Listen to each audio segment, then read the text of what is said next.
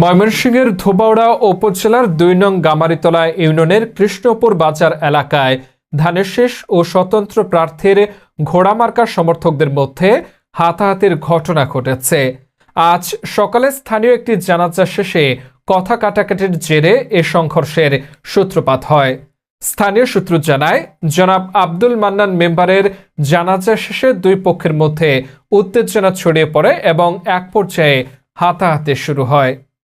ইউনিয়নের বর্তমান ইউপি সদস্য মারফত আলী অভিযোগ করেন, ধানের শীষের কর্মীরা তার ও রাসেল মাস্টারের উপর অতর্কিত হামলা চালায়। আহতরা উপজেলা স্বাস্থ্য কমপ্লেক্সে প্রাথমিক চিকিৎসা নেন। খবর পেয়ে সহকারী কমিশনার ভূমি ও নির্বাহী ম্যাজিস্ট্রেট নুসরাত জাহান অনন্য এবং অফিসার ইনচার্জ মোহাম্মদ শফিকুল ইসলাম ঘটনাস্থলে পৌঁছে পরিস্থিতি নিয়ন্ত্রণে আনেন। বিজিবি সদস্যরাও সেখানে উপস্থিত হন।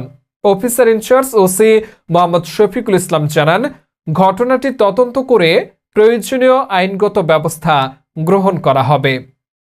কোন সমর্থনের লোক? আমি হইলাম ঘোড়ামার্কার সমর্থনের লোক, স্বতন্ত্র প্রার্থী ঘোড়ামার্কার সমর্থনের লোক। আর আমাকে যখন ওই শামসু যখন মারতে যায়, তখন ওই মাস্টার সাহেব আমাকে আপনি ওই সেভ করতে ফিরাইতে গেছে। ফিরানি যাওয়ার পরে ওই মাস্টারও আঘাত করছে উনি, মানে তখন আমরা এই যে লোকজন আছে, মেম্বার সাহেব আছে, রাসেল মাস্টারে আঘাত করার পরে চেয়ারম্যান আছে, চেয়ারম্যান আমরা নিয়ে হাসপাতালে গেছে।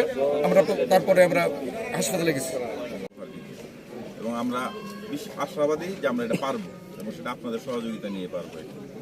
ঠিক আছে, সবাই ধন্যবাদ।